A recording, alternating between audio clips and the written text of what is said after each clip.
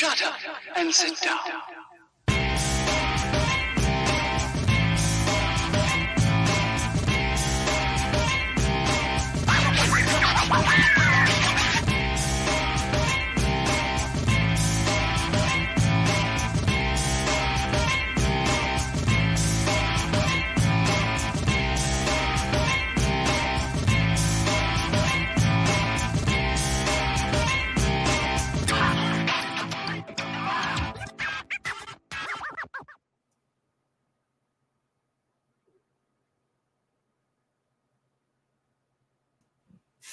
Hello and welcome to another episode of Build, Paint, Play. I think we are working. I'm hoping we're working.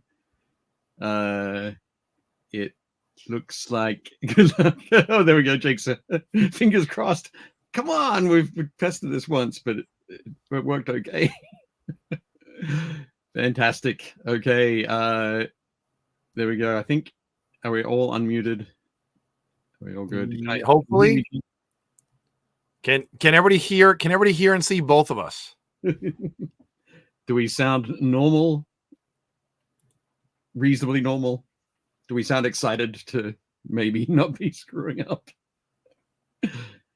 Excellent. Jez said, even in all, let's hope we get English this week rather than robo-hutties. Hey, Jez, good to see you. Well, you know that you're there. Again, going back and trying to listen to it last week, and it was like it's like the weirdest thing ever. I went along and I deleted both of those videos, so nobody can see them anymore. Excellent. Jeff says they got this. Just says you sound and look normal. No demons tonight, says Chris. Excellent. All good in the pipe. 5x5. Jake on the left, Dave on the right. I'm sorry we can't control how. Oh, actually, maybe we can. Let me just try and experiment with something.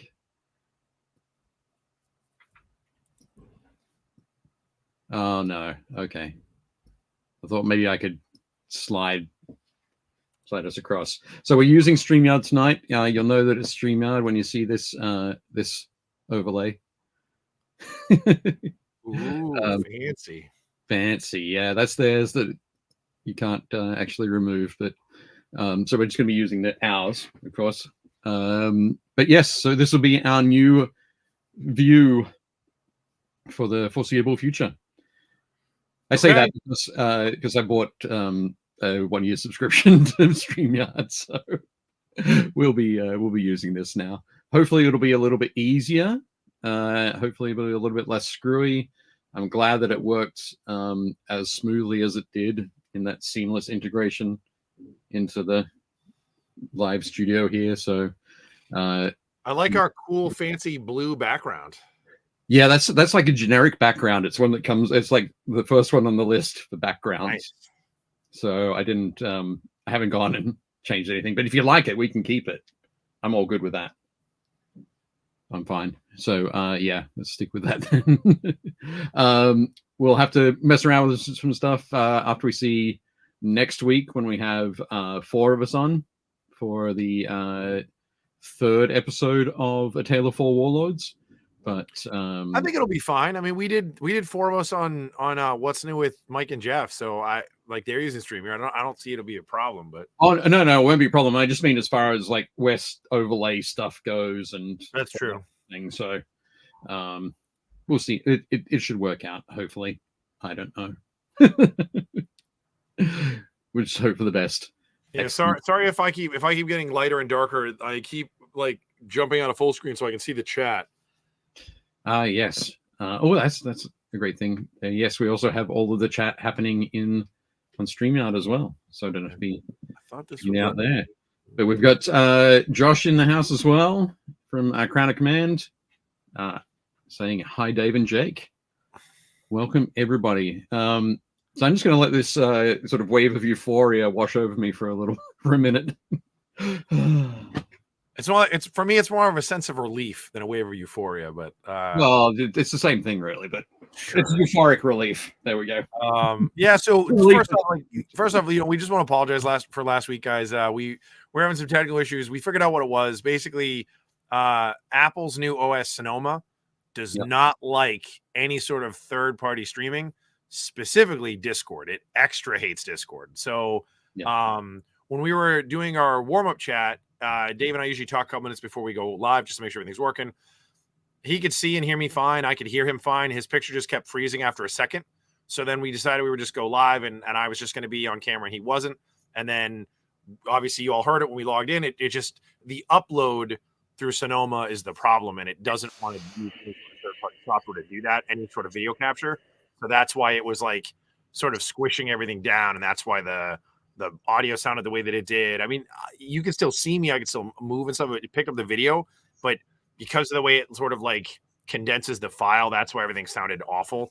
And apparently there's no fix for it yet, which seems crazy to me that Apple doesn't have like a workaround for Discord. That just seems nuts. They haven't patched that. But the good news is we fixed it.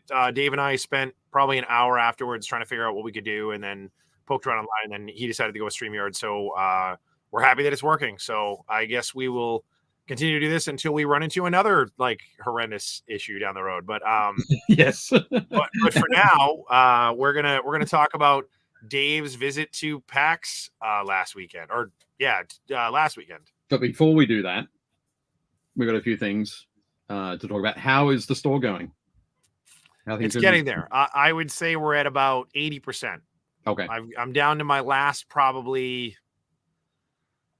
maybe 24 boxes. There's still a couple things we can't find, which is crazy to me. Like we think that we were missing a GW like shipment box. We just think it either got lost in the shuffle, or it never showed up, or it went to the wrong address and bounced back. We've had a couple of other random things kind of like, I don't want to say go missing, but like we don't know where they are. So hopefully they're in a box somewhere in the store, because there's still a bunch of boxes. But every day I've gone in, I've spent probably between 6 and 8 hours just emptying stuff out. I like killed another probably dozen boxes today, putting stuff away. So we're getting there. The store slowly but surely is sliding back into some sort of like sensible organization, so it's shoppable. But it is what it is. So yeah, well, that's good. All the customers have returned though. Yeah, I mean, everybody seems to really like the new location. It's super super easy to find. It's a much better street front retail spot. It's really easy to see. Just had to deal with like our sign company. Like it is unbelievable how expensive a sign was, particularly because we're in a historic district. So we have to follow all these like very specific ways we can do stuff, and colors we have to use, and the fonts we have to use. But yeah, it's the cost of doing business. So, we got to get it done. Yeah. Well, that's good. I'm glad to hear it is settling out kind of thing. Thanks, man. That's good. How the girls? I saw that you had some horse riding victories. Yes. Lucy went, my youngest daughter went horse riding again. Went to another show on Sunday. I can't remember if I've talked about these shows before, but it's one of those things where she's part of a team, so we have to be there in the morning. We got there at 8:30 in the morning on Sunday, and she didn't ride until about 3, and she rides for maybe 8 minutes. And then I would have a conversation with the people organizing that and be like, hey, just so you know, that's not happening again. Just so you know, we'll be there at noon. Yeah. But yeah, so but her team, the middle school team, has qualified for regionals. So nice. Yeah, it's like, that's fantastic. That means it's another trip somewhere, so we can sit around for 8 hours doing nothing. But yeah, no, it was very good, very good. Just as long as her charge is successful, that's really all that matters. Right. Yeah. Yeah. Exactly. So yeah, definitely good. She said, "That's awesome. Get her jousting." I do know some jousters, so that could be a possibility. We'll see how that goes in the future. I think she'll have to put on maybe like 200 pounds to get there, but maybe. Excellent. So no, the next thing I want to say, T-shirts. We did talk about these last week, but of course you couldn't hear us. So we both have the BuildPaintPlay T-shirts on. These are available now on the Alpha Omega Hobby website. There is a link in the notes below. That'll take you right there. You can select your size, your color. You can have any color you want as long as it's black. And it's only $24.99. Look at that. For some reason, all items in retail have to be 99 cents. It's so supposedly it's an old, I don't want to say retail trick, but it's just like so for all the big companies I worked for, the change ending tells you what it means. So 99 cents is a normal item. Okay. 98 cents is usually stuff that's either like on sale. 97 cents, if I remember correctly, was stuff that's on closeout. So it's stuff that basically we're not going to get again. Okay. And then 00 is the same thing. 00 is usually like final sale stuff that's not going to come back. Okay. Yeah.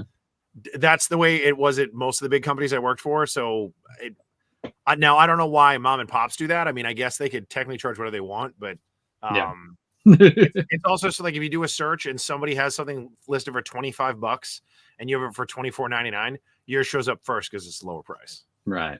But the 99 cents, 98, 97, that was the way I was always taught. It just depends on it. It tells the system what it is. So okay. Right. Nice. Excellent. Just as driving home for a very long day, hobby stuff last week was more adjacent than hobby. Installed spotlights at the Ralpatha Legacy facility. Nice. That's pretty badass. Excellent.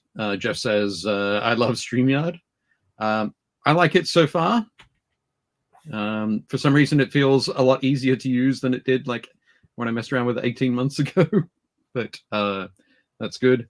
And Matt Bowles is here. Hey, Matt. Hey, what's going on, Matt? Cool. Hobby stuff. I know that you've been busy with the store, so you haven't had a chance to do anything. We've got the next episode of the Tale of Four Warlords coming up next week. These are my Gravis Armored guys. Everything's nice. looking good. I just have to go through now and put all the tufts on the bases, which is cool. I built some 1-to-1 terrain. Oh, nice. I put up our Christmas tree. Oh, awesome. My family did that today.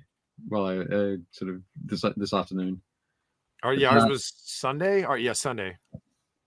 Matt says, "How's the store looking, Jake?" Matt, you'll need to scroll back about 5 minutes. Yeah, and you'll hear Jake's. About 5 minutes before you join us, you'll hear Jake's description of the store. But it's coming along. It's around about 80%. Yeah, it's getting there. Yeah. I also got my files, my STL files from Versatile Terrain. Oh, for your bases, yeah. My bases. So all the names on my characters. Very exciting. I like the green on the tilting shield. That's great. Oh yeah, I like that color. Yeah, that's the so that color's the color, that green with the white diagonal stripe is that's the army designation. Okay, nice. So like 3rd Army or 4th Corps or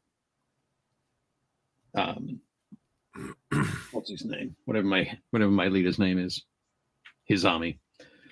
But yeah, so super excited. I've got all of those. Like this is one.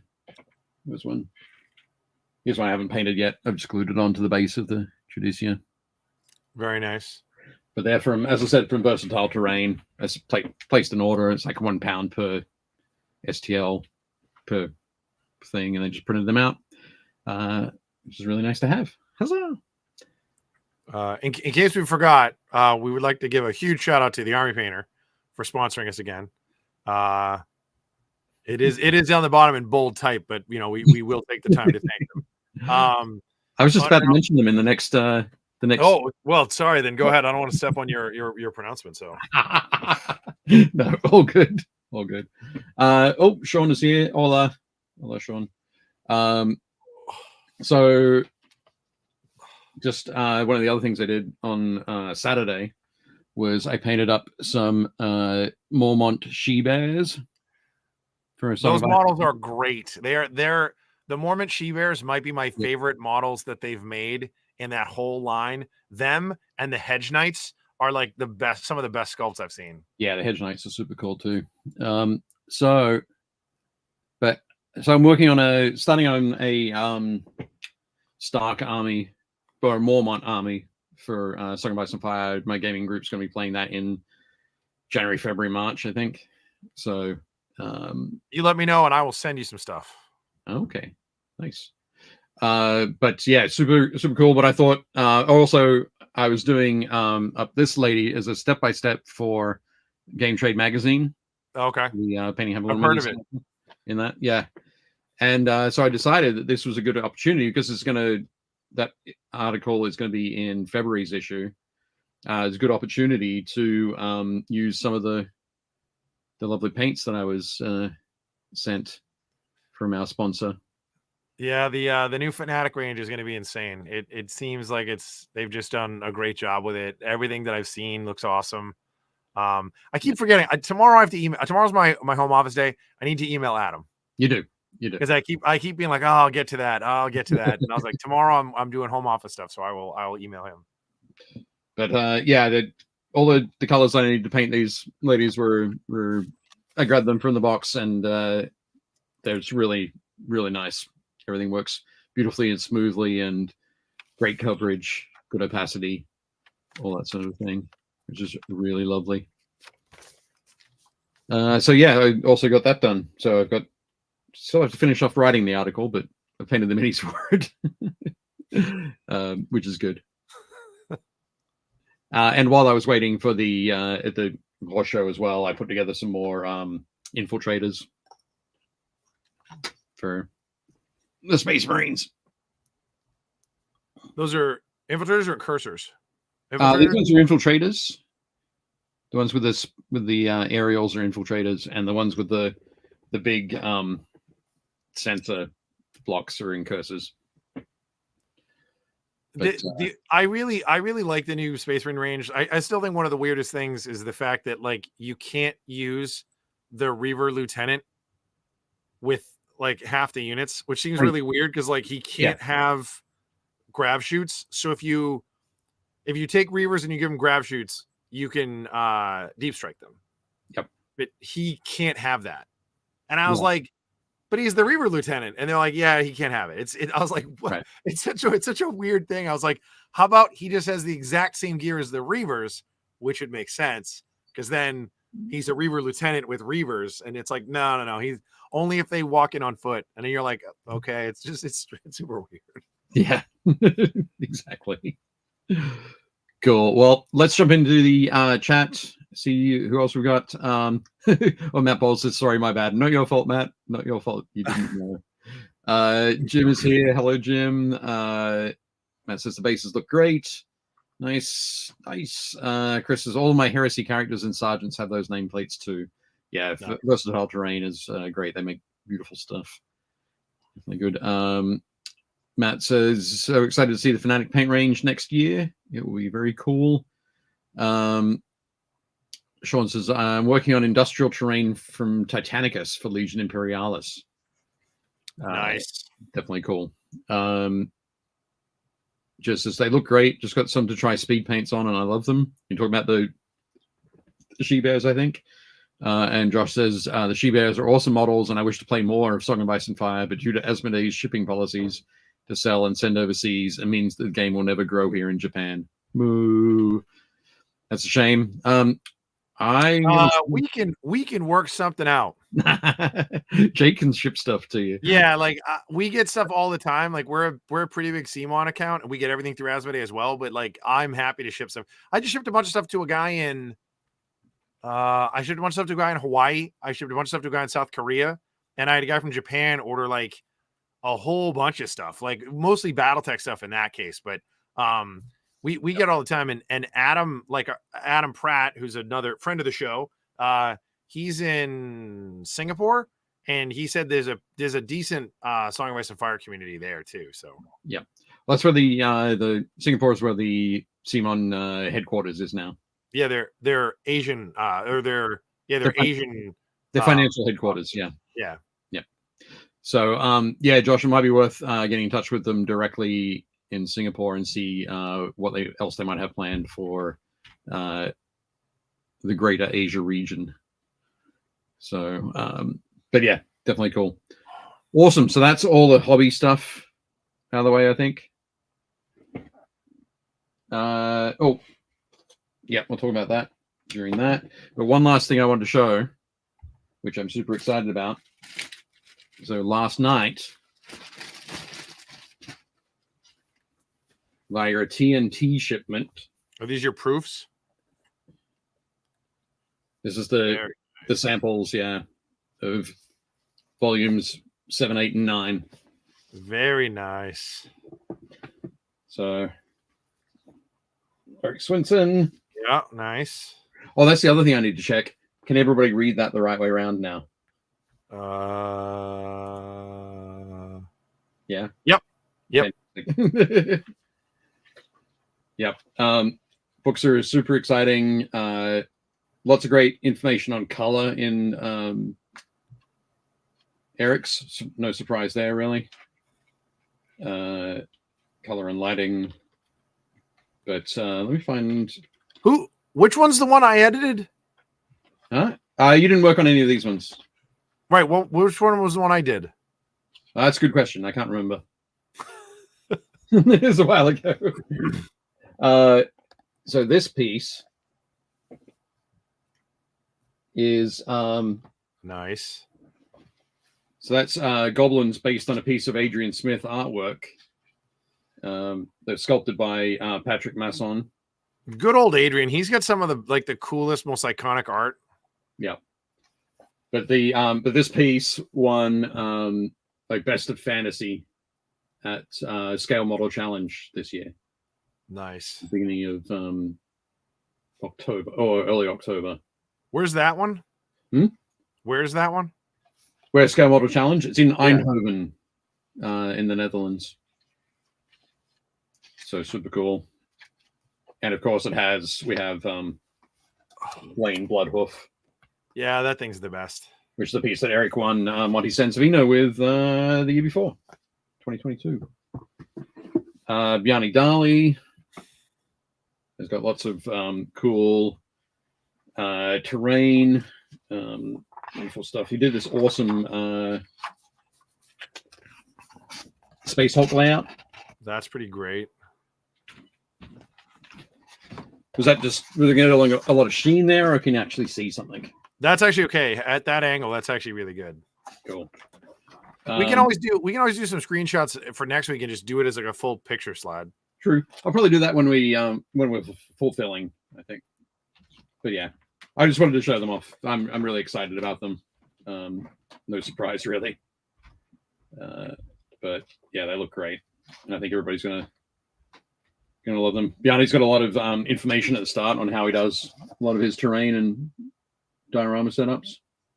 So the tools and techniques that he uses, which is cool. Speaking of amazing books, I sold a copy of Your Armies, Legions, and Hordes today. Hooray! That's cool. But also Katarzyna Gorska.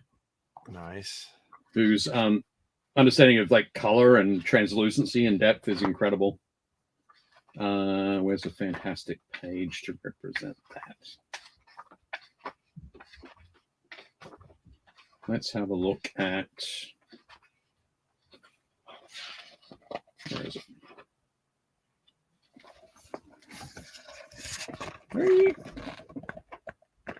I can't even tell what is that. It's the wing of a dragon.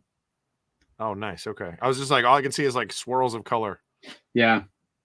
It's a wing of a dragon sort of dipping into water. But it's amazing.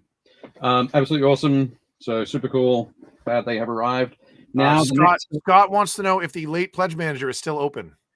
It actually isn't, Scott, but thank you for reminding me to pimp my own stuff. No, it is not open, sadly.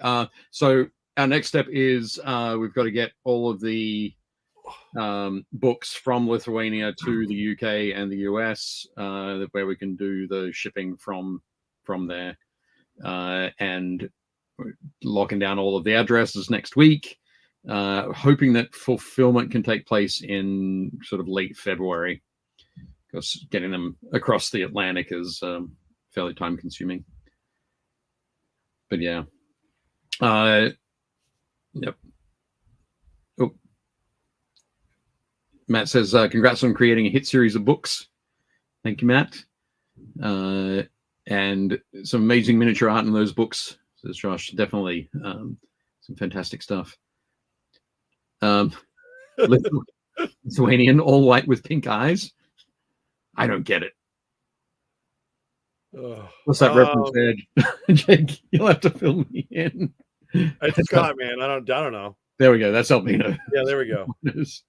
Yep. Yes.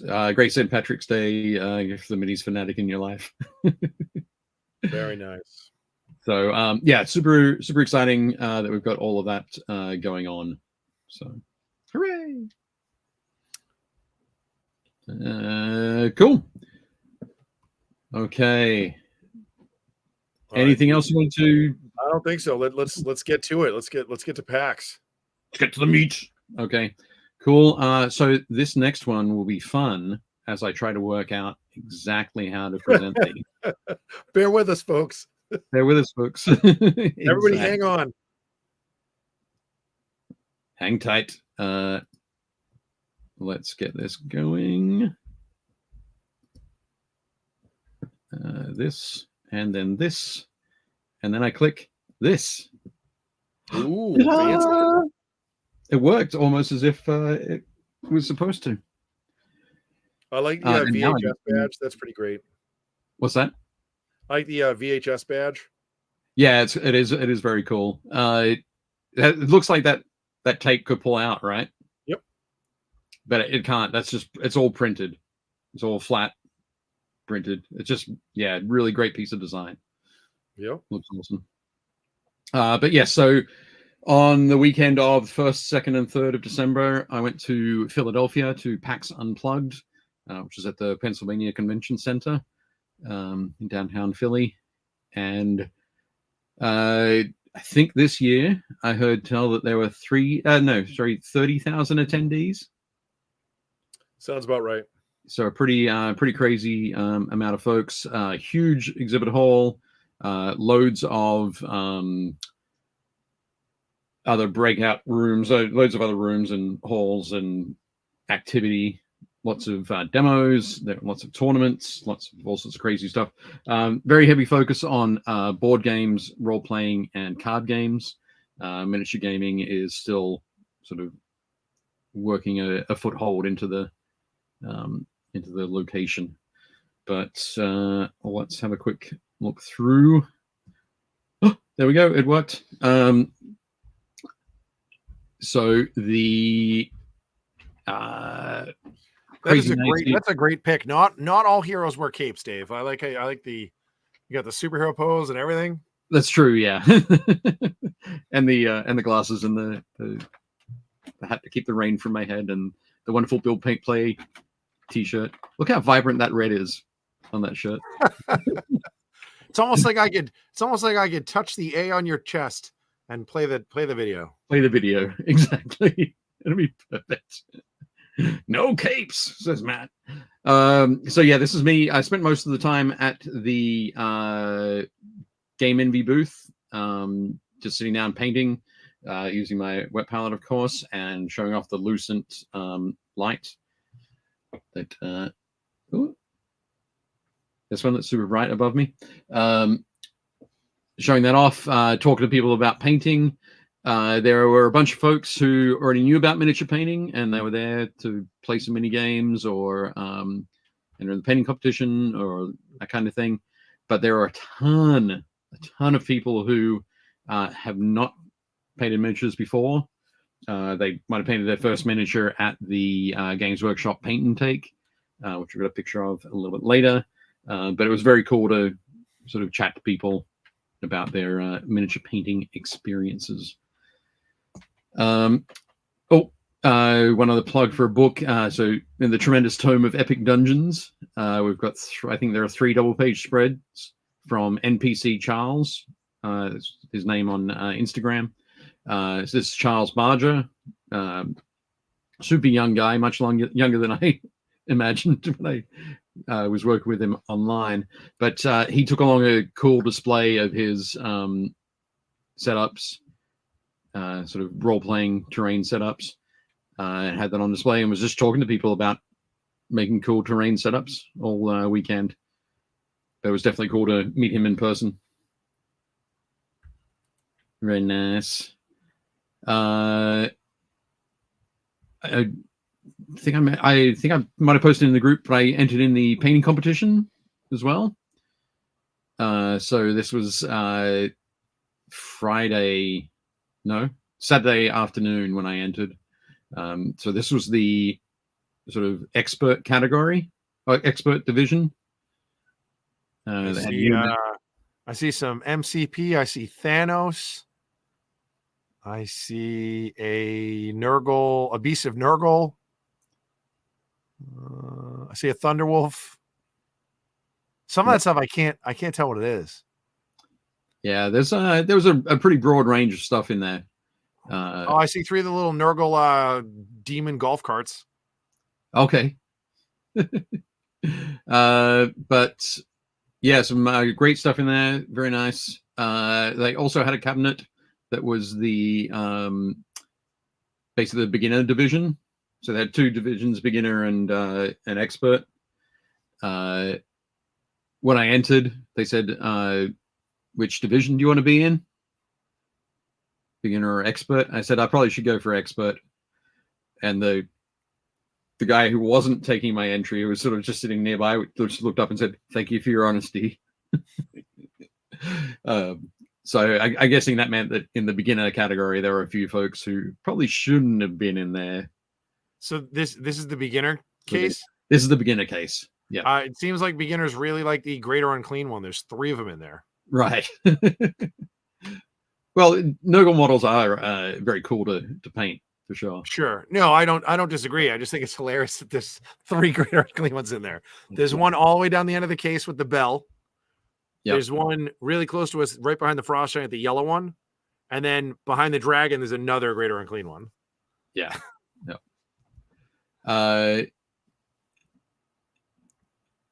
There we go. Scott says that display is not mini friendly. Why so low? Yeah, it shouldn't be. You don't really want minis lower than like your knees. This is true. I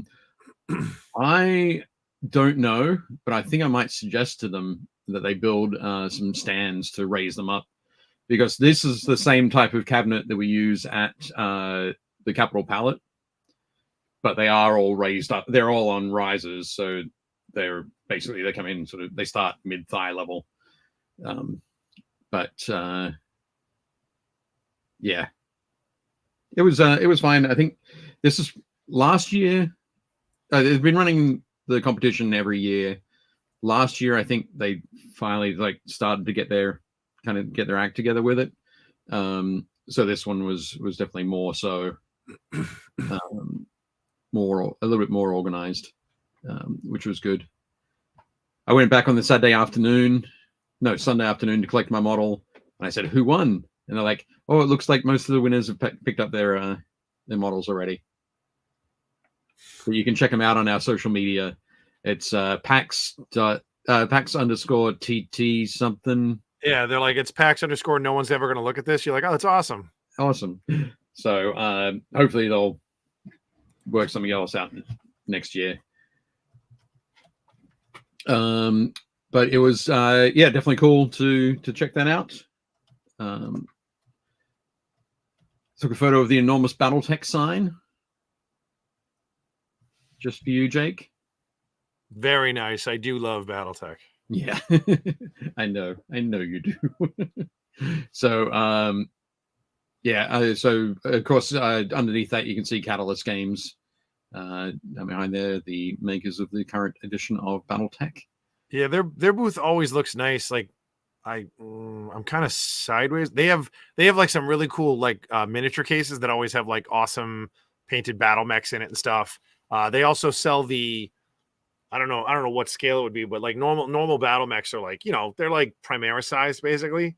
Yep. So they sell some ones that are like Imperial Knight size, and it's like I don't know what that would be, like a 10 up. So like you can paint all the detail and like go crazy on it. And they only do like 3 or 4 of them, but you can get them like off their website. They're crazy. There's always a couple of those painted up in the case too. So right, cool thing. But I got this photo for you too. There's a big nice. What was that, 4-a-side BattleTech game going on? I don't know. Yeah, it looks like. I wonder if they're playing. Yeah, they're just playing regular BattleTech. They're not playing Alpha Strike. No. If they were playing Alpha Strike, none of those sheets would be there. It'd be a bunch of cards, and it'd be way faster, and there'd be way more mechs on the board. So this was the super crunchy, super crunchy. Yeah. Excellent. Just jumping in the chat for a second. Sean says GW was given $10 off for their store if you did their paint and take. Oh, what'd you get, Dave? Oh, sorry, I didn't do the paint and take. Here's a shot of the paint and take, and this is the line kind of basically wrapped around it. Who was? Oh, nobody was running their paint and take. They had a bunch of staff running it. It wasn't Caleb wasn't there. Caleb Wissenbach, who ran it last year, but they had somebody was running it. I don't know who, but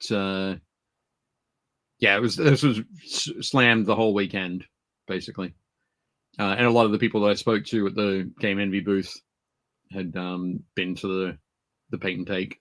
And I was like, "How many models have you painted?" And they're like, "We just painted our first one at the paint and take." It's like, "Oh, cool, awesome."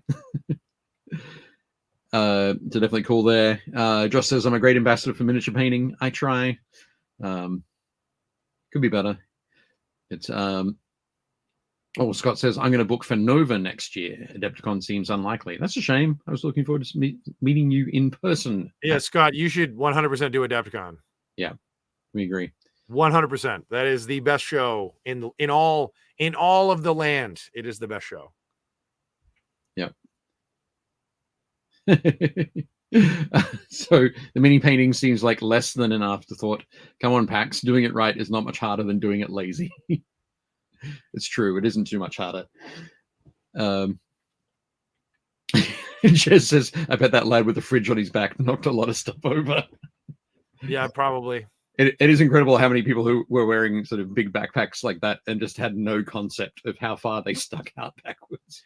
Yeah, it's a cool idea. It's cool for like 10 minutes. So it is literally it's a backpack that's supposed to hold board games. So theoretically, you could put 4 or 5 board games in there. And I think it's a great idea if you were like, I'm going to buy these board games and go put them in my car.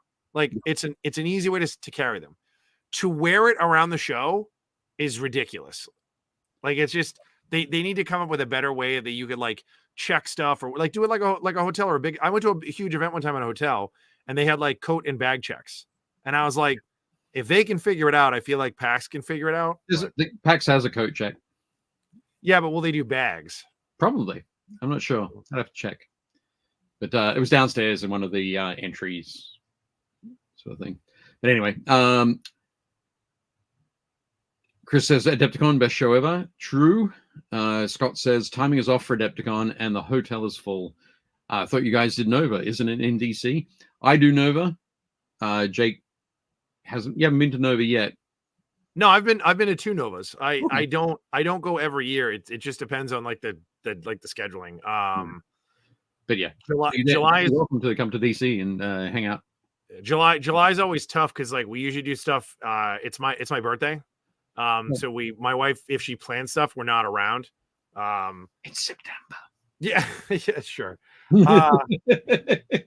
Anyway, moving along, moving back to this one. There was an enormous booth for Pokemon, which had the fantastic inflatable Pikachu above it. I don't play Pokemon, but I thought somebody would get a kick out of the enormous inflatable Pikachu. He is big. He is very big. Yep. Yeah, so it's got September long weekend. Yeah, September. I don't know why I was thinking July. What's July? July is Historicon and San Diego Comic-Con. Yep. Patrick Milan says that's a keg of beer in that backpack. Guy's a legend. That would be awesome. Definitely cool. And Jess says, did you get a chance to see much of the show? I got to wander around a lot of the vendor hall. To be honest, all the other areas scared me.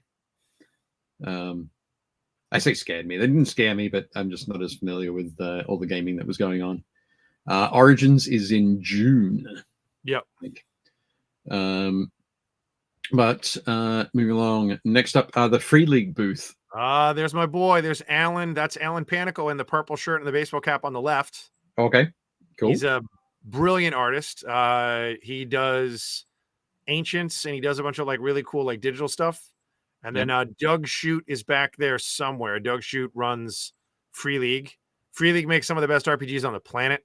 And then that upside down triangle with the bright color that's sort of just off to the right. That's the ninth level. That's the ninth level booth, and that's our buddy Chris.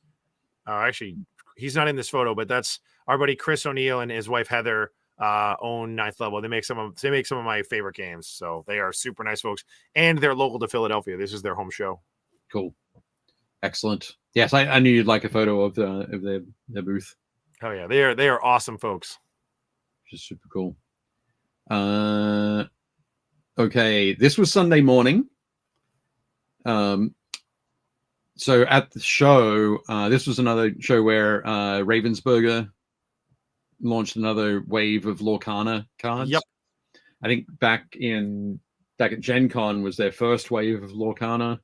Yeah, this was much better organized. Yeah, when we talked with Ross Thompson just after that, and we talked a little bit about the Lorcana debacle. Yeah, this one was much better organized. Not all of these people are lined up for Lorcana. Some of them are lined up for different demos and tournaments that are happening at the far end of the hall there. But yeah, that is a lot of people. That's but I mean that's probably I don't know, maybe 1,000 people just being corralled. This was probably at about 9:45, 9:50 with the event opening at 10. So this is inside the hall. Inside vendor hall is just behind me. Activity hall just in front of me. Outside and downstairs, there is a whole bunch more activity going on. A lot of role-playing rooms and LARPing and painting classes and a whole range of different things. There we go. Matt says this is the Floodborne release of Lorcana. And Scott says, did they ever catch those dudes who stole that whole palette of magic cards? They did. Yes, they did. They did, and they arrested them. And I'm not sure what the result of their trial. It's the American justice system, so we'll probably see them on trial in April of 2025. But yeah, loads of people there. And there's, of course, folks from Ravensburger getting their Lorcana cards ready.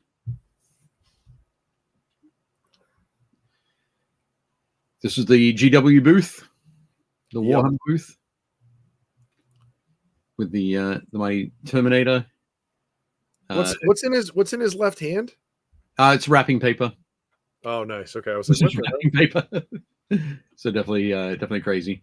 The demo table that you can see on the screen there. is one of my Horus Heresy tables that I did for them. Very nice. I think they were demoing 40K on it. Did you do both of those tables? No, the other one they're using. I think there's a Warcry demo, and they're using the Warcry mat and or fold up sort of things in Warcry terrain. I didn't do a paint and take, so I didn't get $10 off at the booth. I did, however, pick up. Oh, where'd I put them? I just moved them earlier.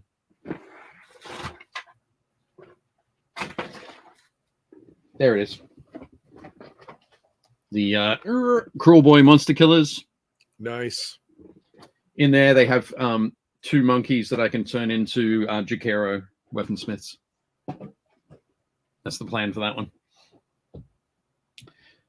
And on display, they had the Legions Imperialis set, which looks very cool. That's pretty nice. Yeah. This is also the release day for Legions Imperialis, so that's good. Jess says Giant Terminator or Tiny Stall. A little bit of both. A little bit of both. Probably their booth was maybe 20 by 30, I think. And they crammed a lot of stuff into that 20 by 30. Yeah, at Gen Con, their booth is usually like a 40 by 40. So, yeah. Scott wants to know what kind of street cred does stealing Magic cards get you in prison? 0. 0. 0 street cred. I'd agree. Excellent. Scott says he bought those as well, the Monster Killers. The Goblin Egg Stealer was what he needed. Really cool. And Sean picked up Tiny Space Marines on Saturday. Yep. Matt said he was thinking the same thing when he saw the Cruel Boys.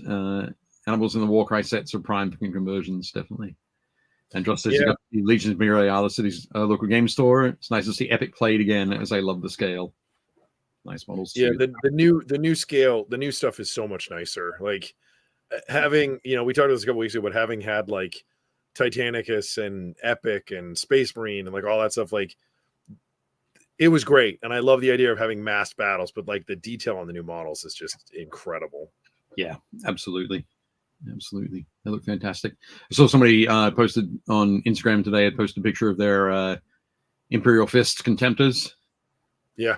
And I had to look twice to see whether they were Legion Imperialis or like Heresy scale. Yeah, they're great. Yeah.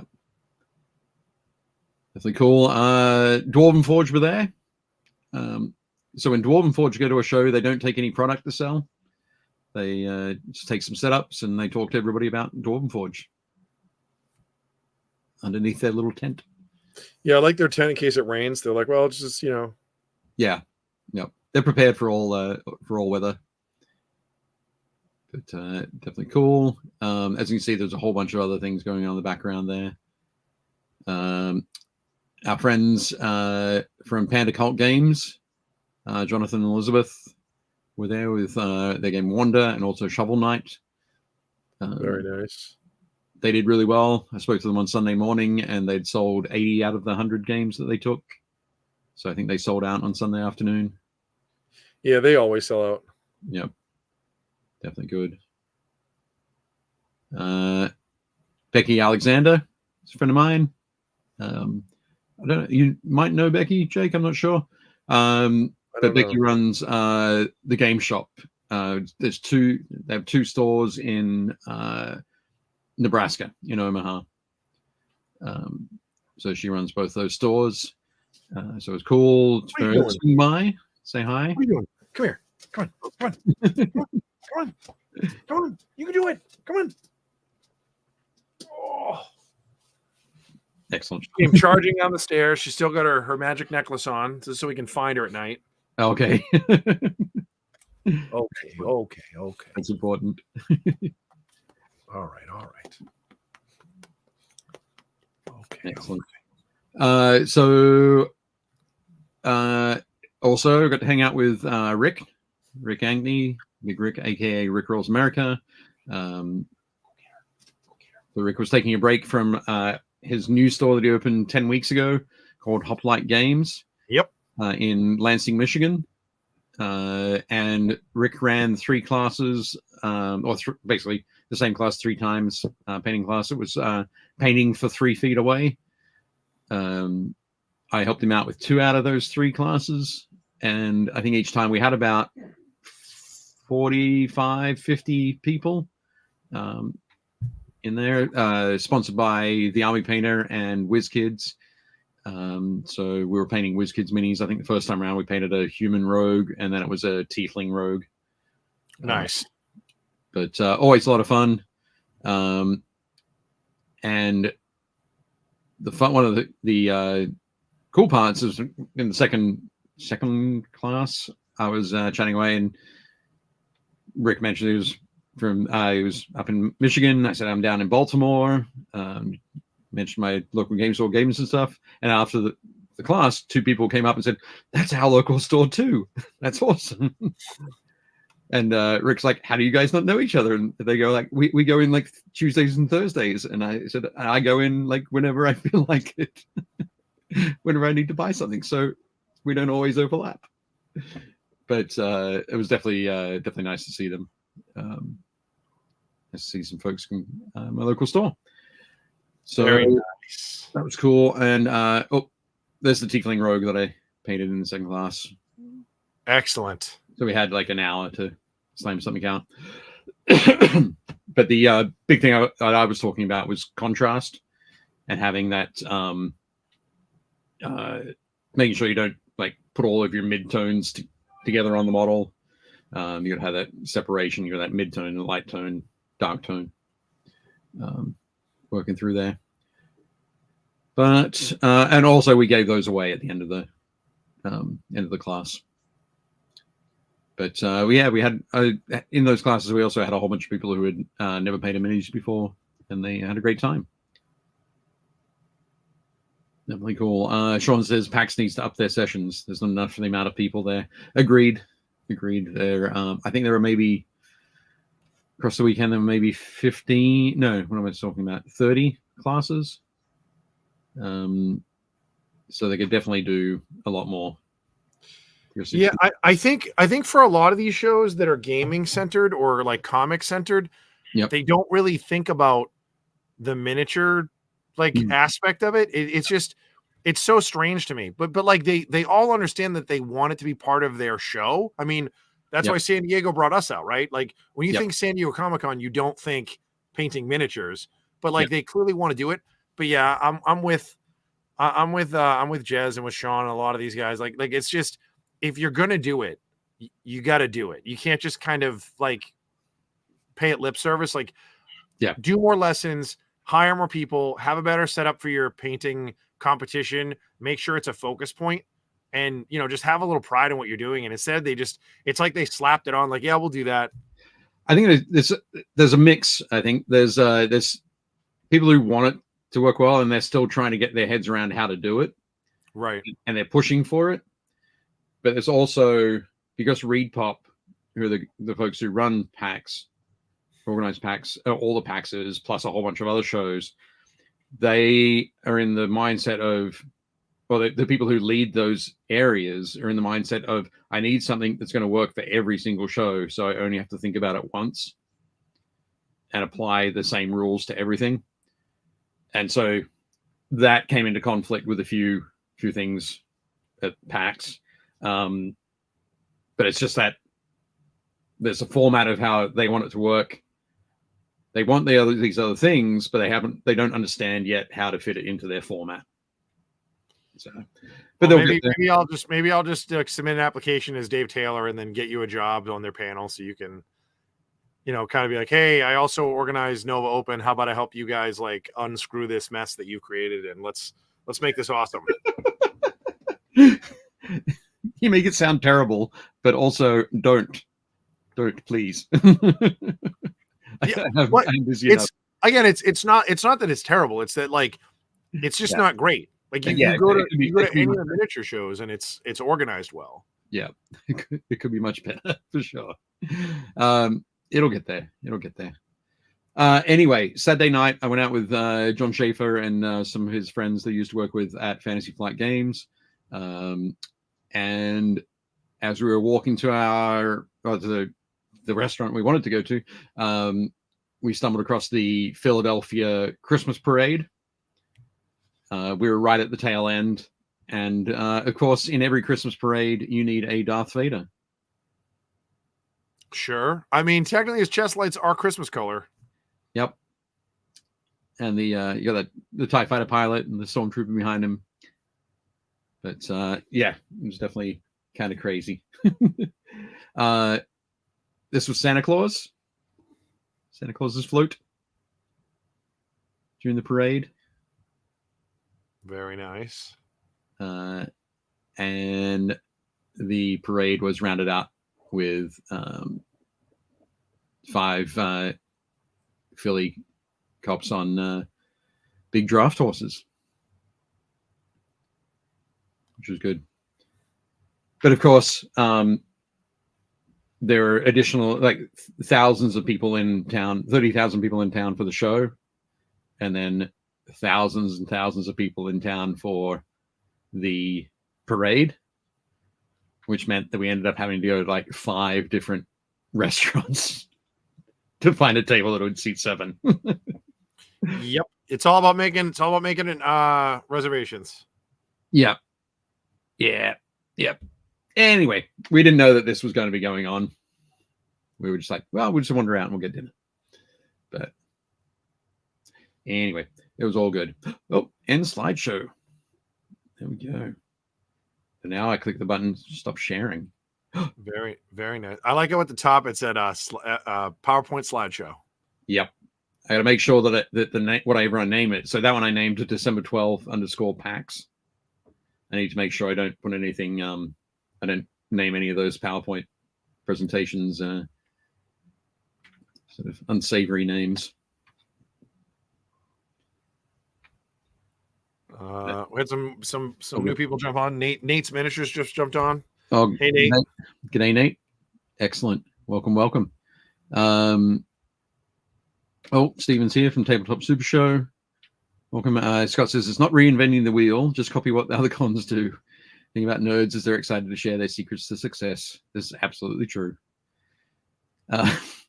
Scott said, remember when those Eagles fans pelted Santa with batteries while they were clearing snow off the field? Philly fans play no games. I do remember that. 0 games. And Matt says, glad you had a good time. I did. It was good. This is the first time that I've been up to PAX almost every year that it's been on, but I've only ever gone up for a day. Either gone up and played in a tournament, and gone up and hung out, gone up and worked with Game Trade Media, whatever it might have happened to be. It was only ever one day. This time around, it was I was up there for 3 days, 2 nights. Caught the train back, which was nice. I think I managed to do probably about 8 miles walking every day. So 24 miles. Getting your steps into the con is not a heavy lift. That's well, it's there's certainly potential. Like if you find a spot, I could have sat at the Game Envy booth like all day and just not done anything. But and my Airbnb room was about a quarter mile from the convention center, so I had to do some active walking to get it in. But no, it was all good. I think this is the first one I've missed. I've done every PAX Unplugged except for this year. Right. You're gonna be able to do next year, do you think? Yeah, next year should be fine. Again, it was just because of the store. Like again, we didn't plan on that, so no. But no, it was all good. Great to see a lot of people. Good to hang out with folks. There we go. Sean said he had 30,000 steps. Nice. It's pretty good. Good work. But yeah. What else we got? Anything else to show off? We got any other cool pictures? Or we do have a lot of community minis. We've got some great stuff. Obviously, we've had, what do you call it? My mind's gone blank. We've had 2 weeks, so opportunity to slide a few more extras in. I kind of capped it out at like maximum 3 photos per person. So I think like Christian, we could have put up like maybe 10. Stephen, maybe 4 or 5. But we have those ready to go. Do you want to look at them now? Yeah, let's do that. Let's do that. Oh, Scott says, Dave, 2 what? 2 weeks. 2 weeks. 2 weeks worth of miniatures. 2 weeks worth of miniatures. There we go. That's a little. Oh, I've gone and forgotten.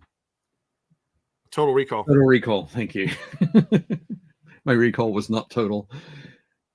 So we will try this again. We'll go to the same sort of presentation format.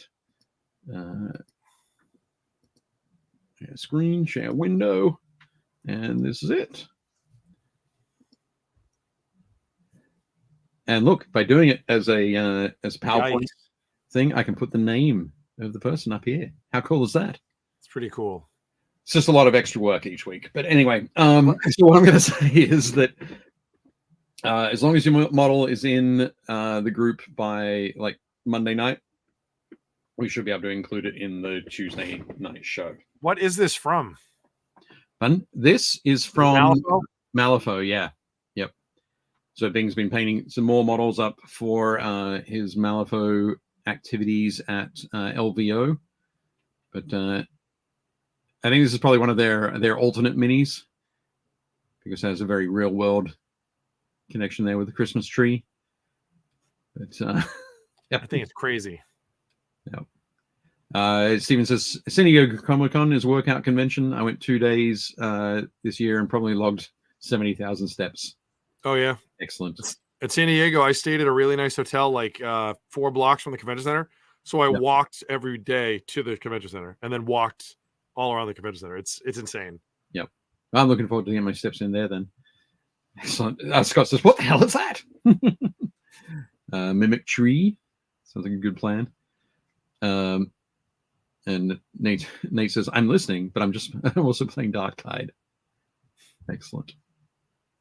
So Bing also painted up this mini for his Malifaux. I love the vibrant green on this, the fluoro green and yellow. That is crazy. It's hard to tell. What is there, like a guy in the middle of it? Yeah. Yep. So I think this is probably from the Neverborn faction. Okay. They have a lot of that that sort of ethereal, dreamlike kind of things going on. It does look wild. Looking good. Great work, Bing. All the best to LVO. Next up, we've got Caitlin Warrington. She's been working on her Blade Guard veterans for the Warrington's Wolves chapter, which look very cool. That combination of doing like the shoulders and the helmet in a different color to the rest of the uniform. That's what I've got going with my guys. It gives you it's a classic. It's a classic look. It completely changes the look of the model. Yeah, it does. It looks great. I love that the red veteran stripe as well on that helmet at the back there. Yeah, with the sergeant or the red sergeant stripe. Sorry, but yeah, nice work, Kate. Good. Chris Gorka. You have to make sure you show this to Ben. I'm not sure if he's seen it. But yeah, I'll make sure you do. This thing is rad. Yeah, this is the awesome. What's the name of the throne? Can't remember, but it's for the Flesh Eater's Court. Flesh Eater Courts. But yeah, just that wonderful sort of ossuary sort of heraldry at the back there. I think it's great. Tri-skulls, that little chevron made out of femurs. But it does look great. Chris has done an awesome job there, and just enough blood splattered around. Looking good, Chris. Witches of Dathomir. Yep. Are these Shatterpoint? Yep. So Star Wars Shatterpoint. They are gorgeous sculpts.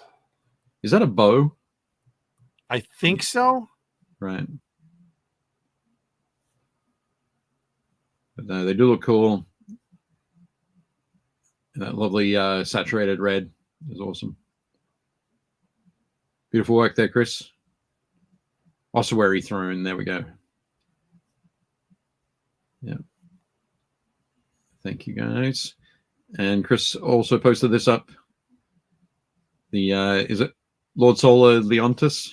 Yep. This might be the brightest model that I've seen Chris do. I think you're right. Yeah. Like there's a lot of vibrant colors on this. Yep, very definitely. And I love that it's sort of walking over the top of a Reaver. Oh, is that what that is? Yeah.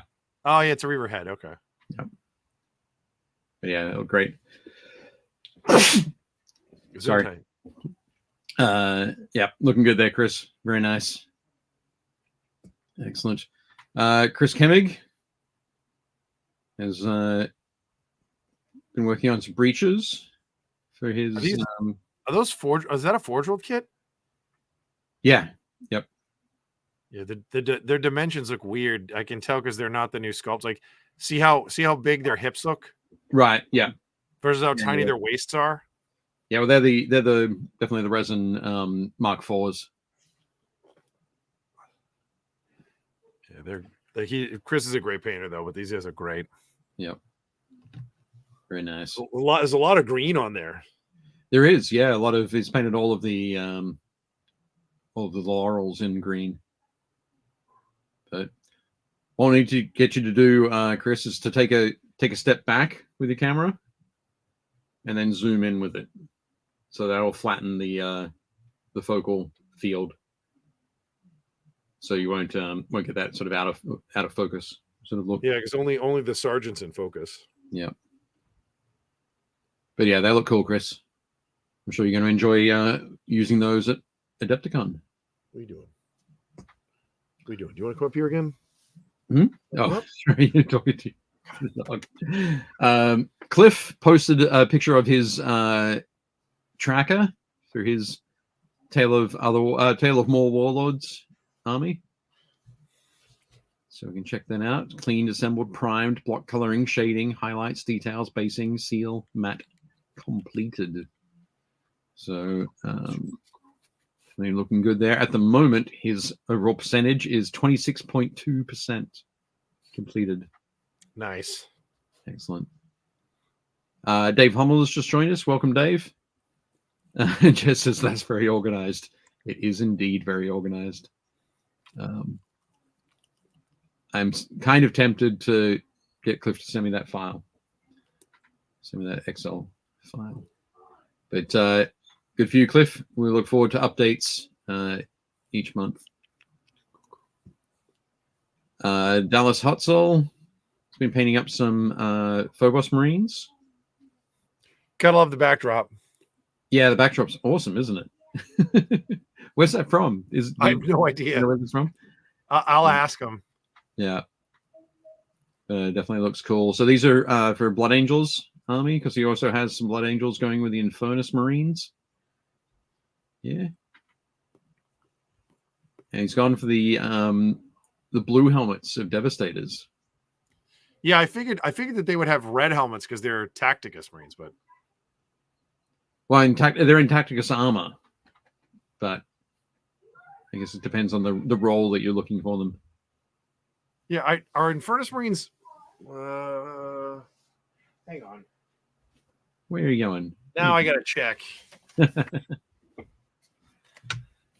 Infernus Marines.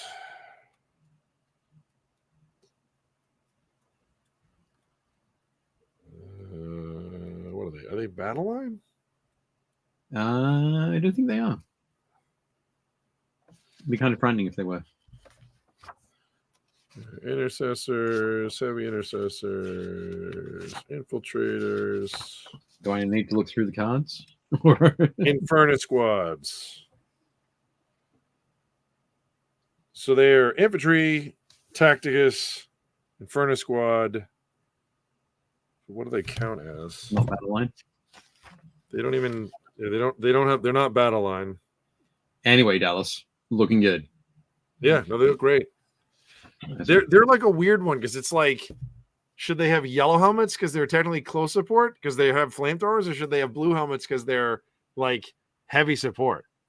Yeah, they're going to devastate you. Yeah, it's like I don't know. I'm not sure. Moving on, Dave Hummel posted a picture of his in action Brutalis Dreadnought, leaping Very off nice. a tactical rock there. They're ready to tear apart some enemies of the Imperium. What is he doing? White consoles? No, he's doing Shadowhawks, which is his own chapter. Okay. But yeah, that symbol though is very much like the consoles. Yeah, it could, white consoles, black consoles. It could be any of them. Yeah, all the consoles. But no, looking good there, Dave. You're going to enjoy that. Jez says, have you seen the lovely photo background book by John Hodgson at Handiwork Games? I have not. I haven't seen that. Send me a message with a link, Jez. That'd be cool. I'd like to see that. And Steven says, nice movement on that Drady. It is indeed. And then it looks like it's definitely ready to fall on top of the enemy. Looking good, Dave. And Dave also posted this model, which I'm not 100% sure. Is it a converted Domitar? I don't know what that is. It looks like it has. Yeah, it looks like it's a scratch built Domitar. It looks like it's got. It's quote unquote Stormbolter is the top bolter from a Land Raider. Yep. That's the turret mount, and then its legs look like Warhound legs. Oh yeah, right. But then he added some more plates and stuff. Yep. Yeah, very cool. Yeah, I mean, it could be a scratch built Domitar. But yeah, awesome. Yeah, Jez, that would be great if you can zip it through. Or 3D printed Tech Marine Dread. There we go. We're both wrong. Interesting. Okay. But yeah, looks cool, Dave. Nice one. Awesome. Okay. Next up, Dave Powell's. That's rad. I painted up Lady Credo. So this is from Necromunda.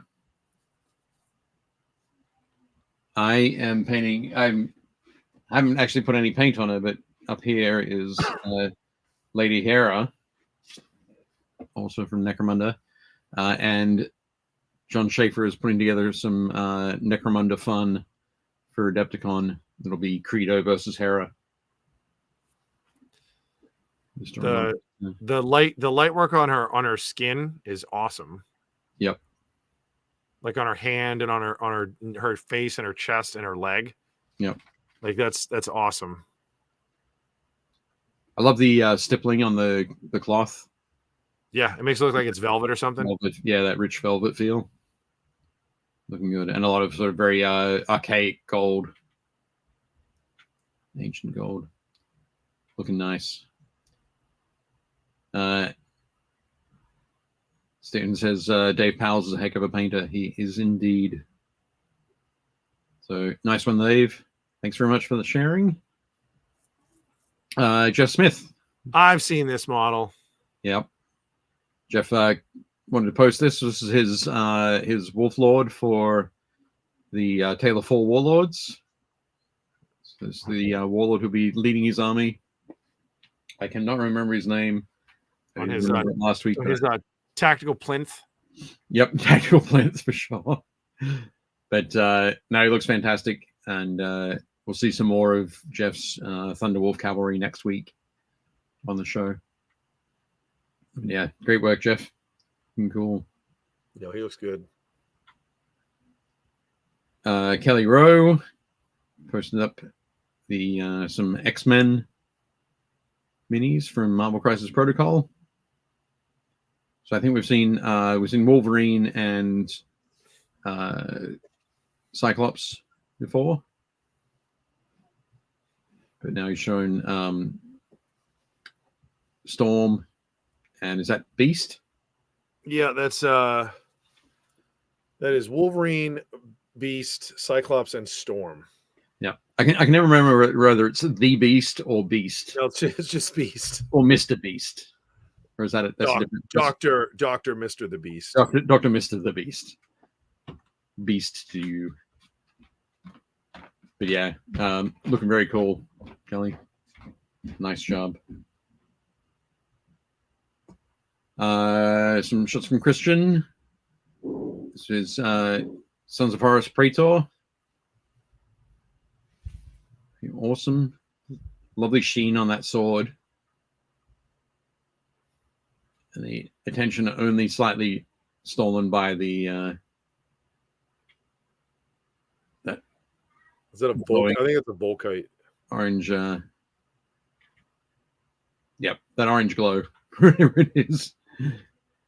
But yeah, definitely very cool Grimdark. That model is so busy. Christian's did such a good job of like toning everything down, but that model is so busy. Like he's got the skull belt buckle, and then there's like the skull on his hip, and then there's like a skull on his knee, and then he's got like the necklace thing, and then he has the tilting shield. Like, but Christian's done such a good job of like subduing it all.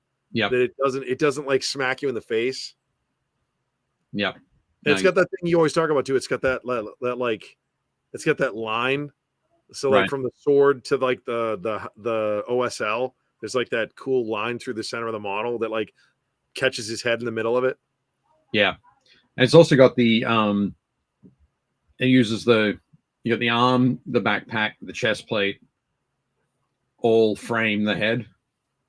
Yep, and everything sort of pushes your view in towards that area. But yeah, beautiful work. I like the really subtle Chaos Star head tattoo. Right. Yep. Like you can just see a piece of it, but you're like, I know what that is. Yep. It's the Eightfold Path. But yeah, beautiful work there, Christian. Looks great.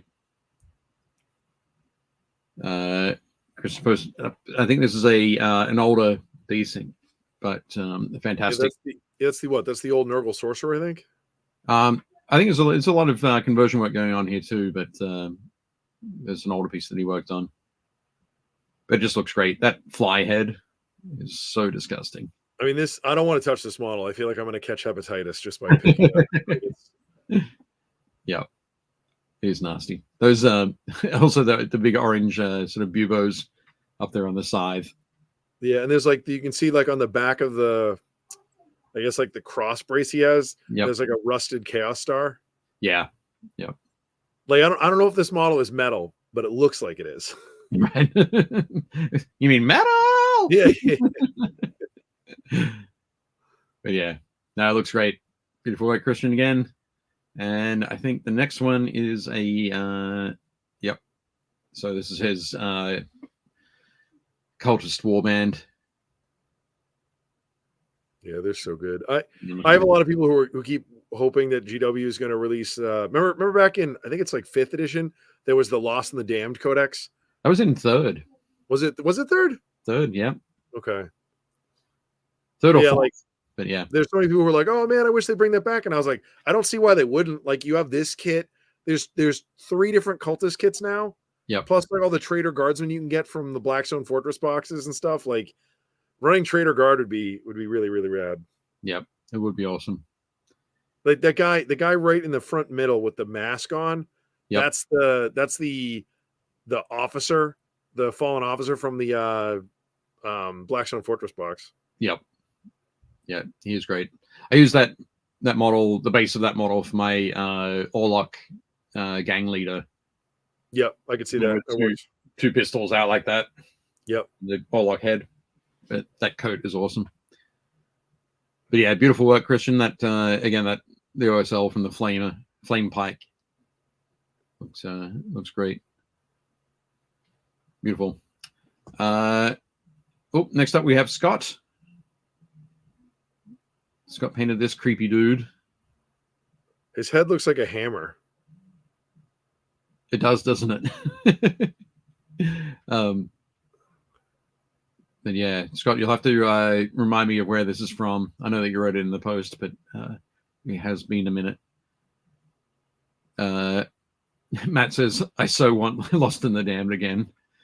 Yeah, and And Steven says, Lost in the Damned and Slaves were my 2 all-time favorite GW hardcovers. Wish I still had them. I think at if you know somebody who's going to Warhammer World, in the Warhammer World store, I think they have reprints of both of those books available for purchase. I know they have the original Slaves to Darkness. I didn't know they did a reprint of Lost in the Damned. I think they did. I could be wrong. I could be wrong, but yeah, worth checking if you got somebody going there. Oh, there we go. Westphalia Miniatures. His head is a hammer. It's weird. I knew it. But yeah, Westphalia. So I'm guessing this is sculpted by Boris. Westphalia do fantastic quality resin casting. What Scott? What scale is this? This is probably 28. Is it 28? I guess. Yeah. His base just looks really chunky. I think that's a Dragonforge design base. Some of Jeff's bases tend on that chunkier side, but that's my guess at least. Excellent. Josh said that he just got home to a big box of Reaper from Reaper on the porch, hooked up for paint and takes. Fantastic. Nice. Warhammer scale. There we go. Bases are 32mm from Dragonforge. Because I could totally see you using him as like, if you were doing like a Dark Mechanicus army, like swap him out as like one of your Tech Priest dudes. Like that'd be rad. Yep. Definitely. Does look awesome. Jess said he'd be great in Verret Wood.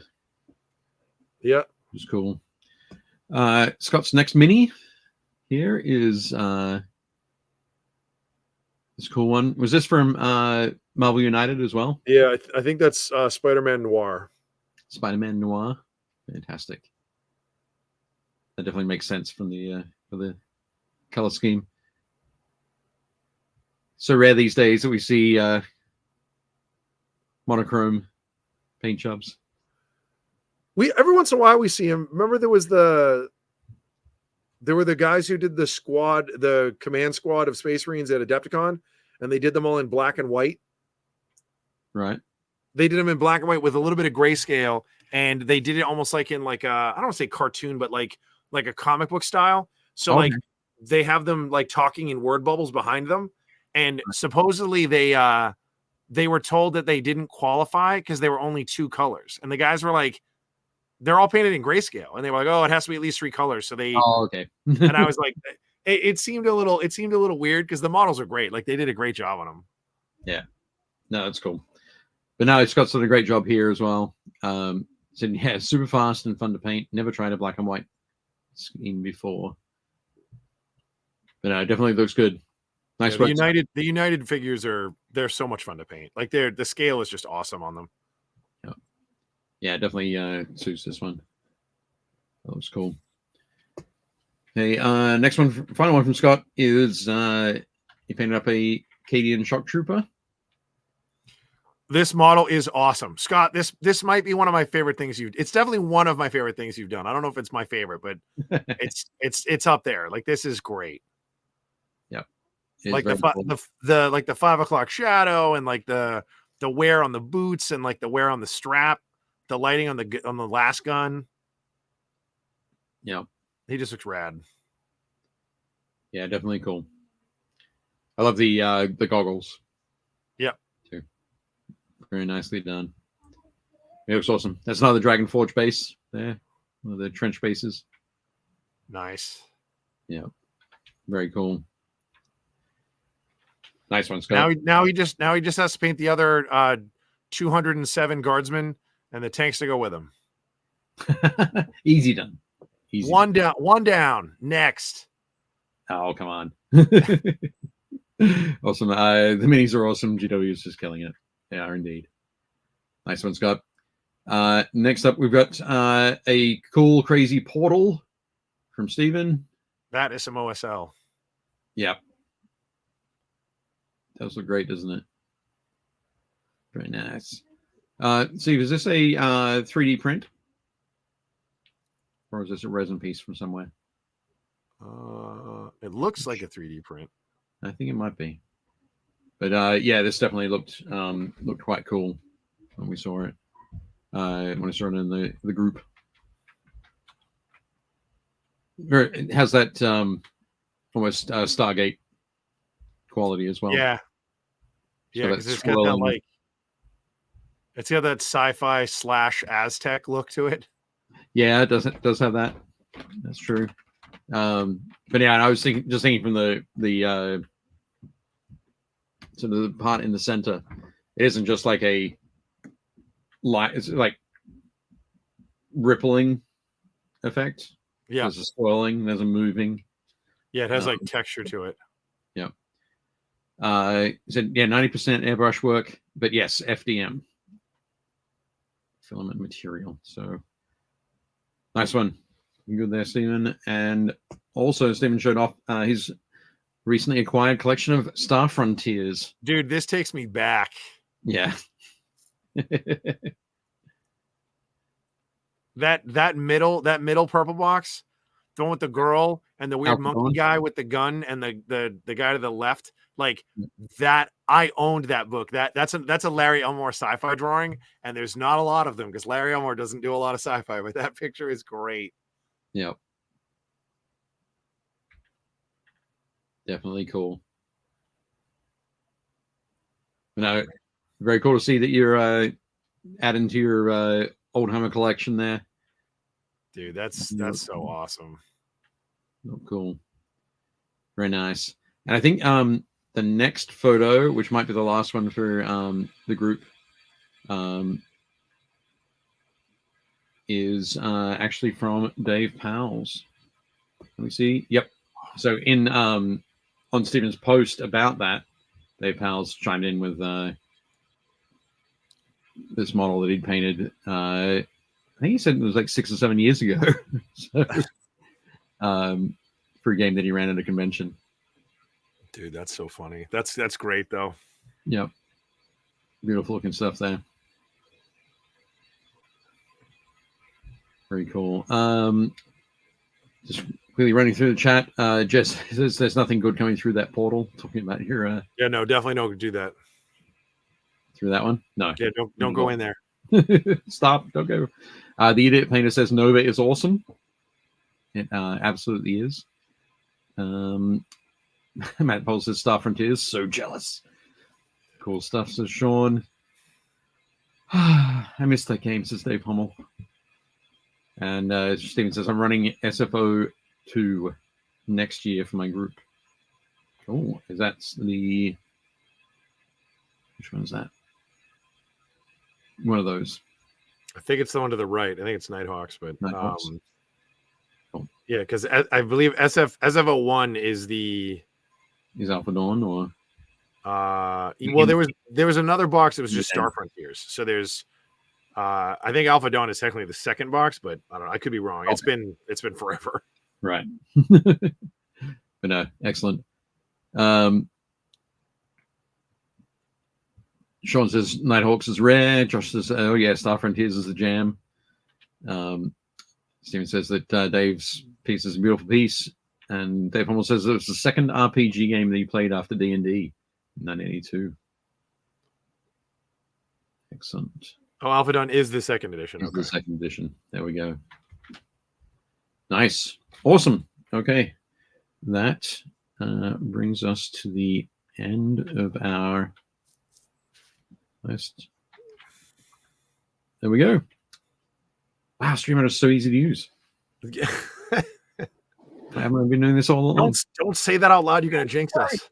It's so tough. But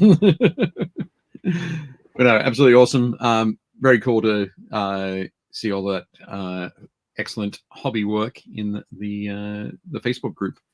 So a reminder, of course, if you aren't a member of the Facebook group, there is a link in the notes down below. You can go and check those out. There is also a link to the Nova Open Charitable Foundation fall-winter raffles that are going on at the moment. I think they just announced an additional piece from Roman Lapat. So definitely head along, check those out. Bunch of other things as well. Link to the Army Painter, our wonderful sponsor. And very soon, we'll be able to show you some stuff with the wall paint Fanatic range. And Jake and I, in the coming weeks, will be lining up having Adam and Kat on as guests. Yeah, we're gonna do an in between seasons holiday special. Yep, which will be pretty cool. Awesome. Joe just jumped on. Yeah, sorry, Joe. You hit it right at the end there. I was chatting with Austin today. He's gonna be doing some work soon on my what do you call it? My decals transfers. Oh yeah, there we go. No, they're transfers. I can't remember where we landed, but anyway, they're transfers. My decals for the my army.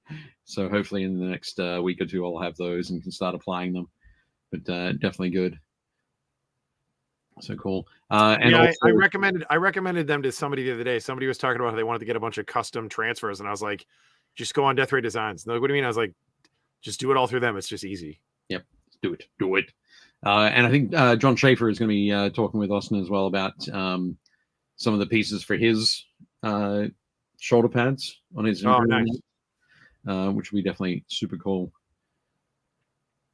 Awesome. Matt Ball says decals. Scott says decals for life with extra color. No. Extra color with a U there. No. Awesome. Decals. Awesome. But yeah, no worries, Joe. We'll definitely send as many people as possible your way. For sure. Awesome. I don't think we had anything else. I don't think so either. Did we have any? I don't know. I think yeah, I'm just super excited that the stream worked. Yeah, the good news. Yep. We did it. Hooray! But, yeah, so make sure you guys spread this around. I see we picked up a couple new subscribers. Again, yep. my goal was for us to hit 500 by the end of the year. It could happen. It's a bit of a lift, but it could happen. I would just like to see. I'd like to get us out there so we can hopefully get another sponsor and then be able to do more stuff, or at least be able to go to more shows and hopefully see more of you guys in person. Huge shout out to the Army Painter again for being our season sponsor. I'd like to thank Dave for all the spectacular photos he took of PAX Unplugged, so we could all get a sneak peek of what went on there. It was kind of funny. I must admit that I probably took about a third of those on Friday and Saturday, and then I was like, "Oh my god, I'm gonna need a whole bunch of photos for the show." So I ran around on Sunday morning before the show opened and took those. But yeah, it was pretty crazy. Oh, one thing I will mention, I can't remember the name of it.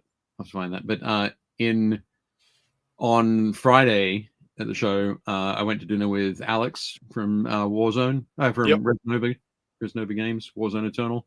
And apparently whenever Alex goes to the PAX, he goes out with the guys from Rat Trap Productions.